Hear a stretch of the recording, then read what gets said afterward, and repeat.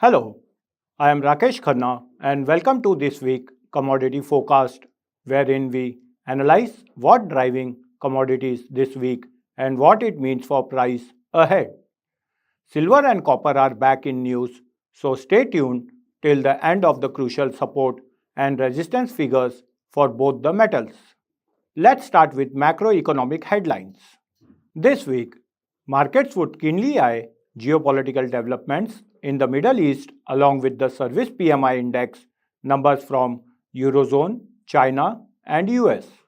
The overall manufacturing index stood resilient in the US, stronger in China, but contracted in Eurozone. The full impact of war is expected in the coming months. China's manufacturing PMI eased only marginally to 50.3 in April from 50.4 in March, but the underlying picture was more resilient than the headline suggests, showing that China's manufacturing sector may have benefited from the Iran war. First, fresh export orders rose to 50.3, returning to expansionary territory for the first time in 2 years. Second, the PMIs for medium and small size enterprises improved to 50.5 and 50.1 respectively, marking the first time in 2 years that all enterprise size PMIs were in expansion. This suggests that China's exporters may be benefiting from order relocation amid global supply chain disruptions. Third, the business expectations index strengthening further to 54.5 in April, pointing to improving confidence. In our view, the war has reinforced the market's re-rating of China's manufacturing resilience, supported by its comprehensive and reliable supply chain. This should remain a near-term tailwind for China's exports. US President Donald Trump threatens to raise tariffs on autos from the EU to 25% and OPEC Plus agreed to raise output by 188,000 barrels per day increase in output in June. These two developments may will be sentimentally negative for oil prices. US GDP rose 2% quarter-on-quarter SAR in Q1 2026 as business invested heavily in artificial intelligence, rebounding from the Q4 growth that was buried by a government shutdown. Though the PCE inflation hit its highest level since 2023 in the first full month of the war with Iran, with higher energy prices driving much of the jump in March.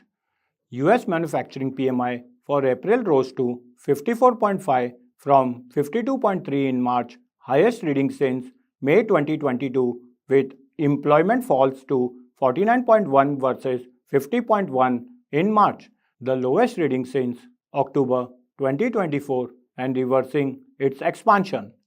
The European Central Bank ECB kept interest rate on the deposit facility, the main refinancing operations and the marginal lending facility unchanged at 2%, 2.15% and 2.40% respectively. Commodity focus. Silver. Silver is trading within a symmetrical triangle formation on the daily chart, indicating range-bound movement before a potential directional move. The price is positioned near the lower boundary of the pattern. The current price zone lies around the 38.2 and 50% Fibonacci retracement area, which aligns with the lower band of the range. The overall structure remains range-bound, with price trading near the lower boundary of the triangle pattern. The support is observed at 2,40,000 and rupees 2,35,000 zone, whereas resistance is placed at rupees 2,60,000 and 2,70,000 zone. Sustaining above the support may lead to a move towards the upper boundary of the triangle and range. The strategy is to consider buy on dips towards rupees 2,45,000 and 2,42,000 zone with potential upside target at rupees 2,55,000 and 2,60,000, while a break below rupees 2,38,000 would weaken the overall structure. The MACD indicator shows a positive crossover indicating strengthening momentum. Commodity focus. Copper. Copper is trading near the upper band of its recent range with price action showing consolidation at higher levels. The overall structure remains positive, though momentum is slowing. The price is around the 23.6% Fibonacci level, indicating consolidation at current levels. The support is placed near Rs 1260 and Rs 1240, while resistance is seen around Rs 1300 and 1320. Sustaining above the support zone may keep the upside structure intact. A decisive break above Rs 1300 and Rs 1320 would strengthen the structure further and may lead to an extension to the upward move towards Rs 1340 and Rs 1360 in near term, whereas moving below Rs 1240 could weaken the trend. The MACD indicator shows a positive crossover suggesting upside momentum. Weekly price action. Gold fell by 2.02% week on week. Silver fell by 0.49% week on week. The gold-silver ratio fell by 1.54%. Among weak base metals, only nickel rose marginally by 1.84%. Weekly event calendar. This week, markets will track S&P Global Eurozone Manufacturing PMI, Durable Goods Order, New Home Sales MOM, Rating Dog China PMI Service, Initial Jobless Claim. These data points will shape interest rate expectations, which directly impact precious metals, base metals, and other commodities.